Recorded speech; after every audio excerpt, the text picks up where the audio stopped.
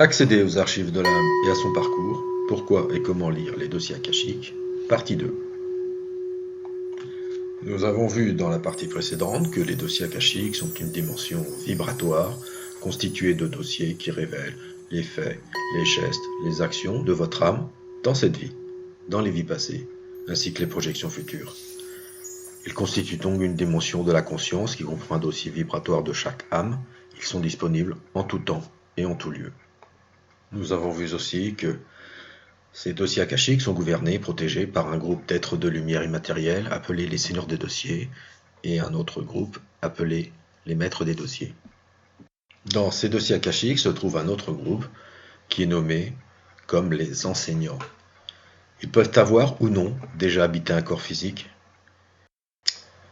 Ils sont différents à chaque leçon. Il ne reste que le temps pour vous d'apprendre, que cela soit sur une période d'une seule vie ou au cours de plusieurs incarnations. Tout dépend du temps qu'il vous faudra pour apprendre cette leçon. Sous leur forme physique d'une incarnation, pour ceux qui l'ont été, ils sont peut-être de simples humains ordinaires lorsqu'ils vivaient sur Terre, ou bien illustrement connus.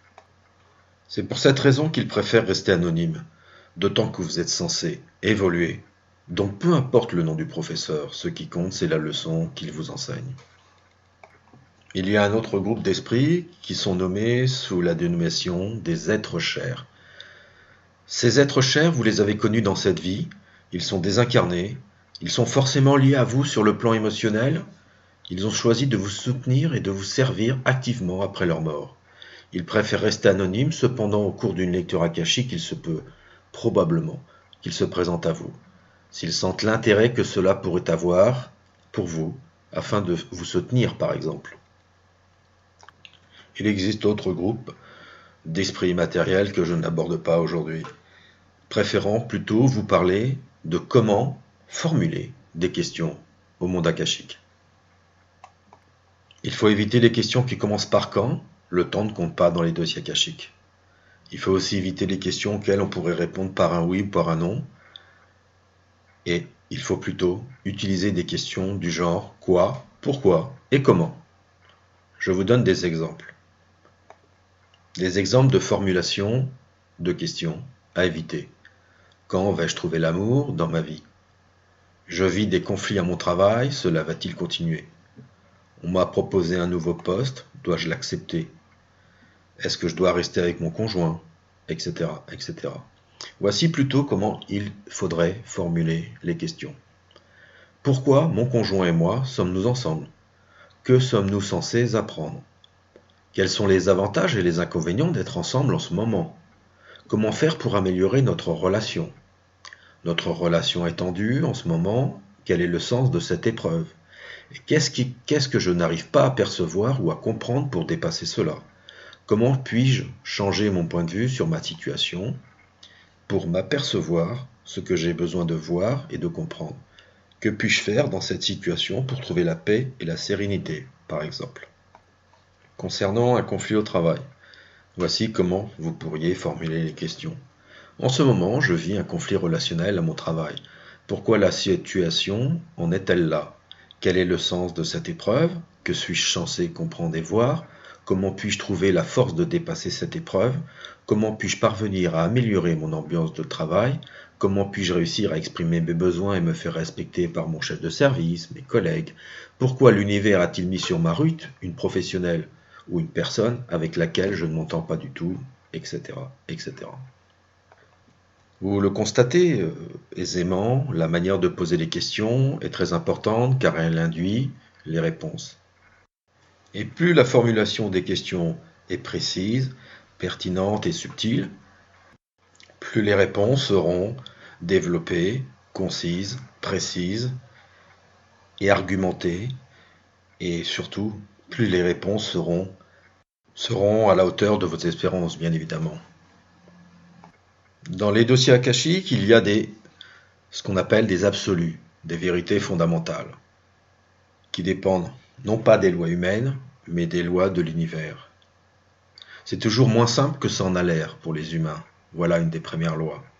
Notre âme étant parfaite et infinie, sans défaut, en tant qu'être humain, nous pouvons quand même souffrir de maladies, Cela n'est pas contradictoire, ces deux réalités coexistent tout simplement, puisque la maladie n'est jamais l'expression de l'âme, juste des expériences que nous avons l'occasion de faire en tant qu'humains, en tant qu'incarnés, dont le seul but est souvent d'apprendre à nous aimer malgré tout, par la même occasion apprendre à aimer les autres en dépit de la maladie. Ce qu'il faut retenir, c'est que les dossiers akashiques ont leur propre point de vue, qui donne une vision, en expansion perpétuelle, de l'essence de son âme. Une fois habitué à ce point de vue, l'on peut commencer à comprendre certaines vérités fondamentales, ce que l'on nomme comme les absolus. Ces absolus sont des vérités valables pour toutes les âmes, tout le temps, quelle que soit la période humaine. Ces absolus n'ont pas d'ordre de priorité puisqu'ils sont d'une importance égale. D'un point de vue d'une vie humaine, certaines personnes, événements, peuvent paraître négatifs, méchants, horribles, mauvais, dévastateurs, etc. Comme par exemple les désastres naturels, ouragans, tsunamis, séismes, etc. Mais d'un point de vue éternel des dossiers akashiques, c'est toujours moins simple que ça en a l'air, pour des raisons que nous ne comprenons pas et des avantages ultimes que nous ne voyons pas. Même si c'est vrai, les maîtres, enseignants et êtres chers ne diminuent jamais l'importance de notre souffrance humaine. Néanmoins, les choses ne sont pas ce qu'elles paraissent. Un autre absolu. Nous sommes tous un. Tous les humains existent dans l'absolu, une union avec l'univers. Nous ne pouvons échapper à qui nous sommes déjà. Non seulement nous sommes un, mais notre essence intérieure est purement divine. Chacun est toujours en poursuite active de la paix, d'un point de vue akashique. Chacun poursuit cet objectif, vivre en état de paix, et se donnera beaucoup de mal pour l'atteindre.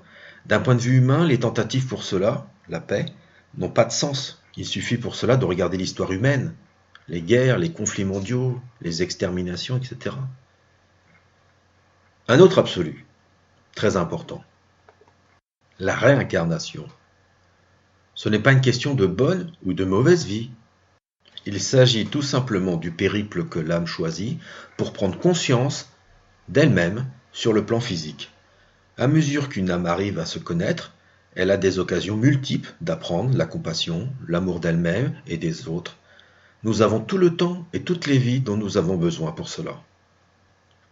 À ce sujet, le karma, ou la loi de cause à effet, n'est pas une question de récompense ni de punition. C'est plutôt une série de relations de cause à effet.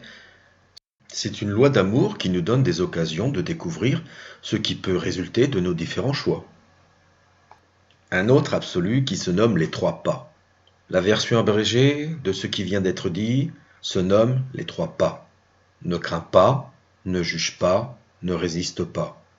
Ce sont les consignes selon lesquelles nos maîtres des dossiers, enseignants et êtres chers voudraient que nous vivions.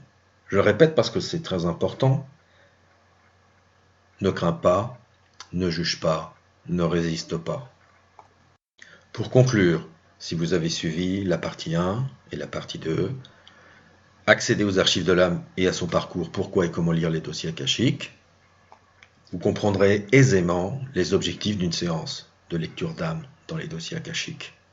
C'est permettre de dépasser des blocages, des incompréhensions, des épreuves, faire des choix, se connaître, se mettre en paix sa lignée transgénérationnelle et familiale, accéder à un niveau de conscience supérieur, développer un talent particulier, obtenir de l'aide, des conseils pour dépasser ses limites, pour un projet professionnel, etc., etc. Cette lecture d'âme guidée vous permettra de pouvoir prendre de la hauteur, un état de conscience modifié, afin d'en tirer une compréhension, des conseils, de la sagesse, une direction, ainsi que la force, la détermination nécessaire pour poursuivre votre parcours de vie de manière optimum. En résumé, les dossiers akashiques peuvent être comparés à un Internet cosmique qui vous permet de googler de l'information précise en accédant au dossier de votre âme en tout temps, en tout lieu et à n'importe quel moment. Alors, si un jour le cœur vous en dit, n'hésitez pas à me contacter afin de faire une lecture d'âme de vos dossiers akashiques. Cela sera un grand honneur une grande joie pour moi de vous prendre la main afin de vous y accompagner.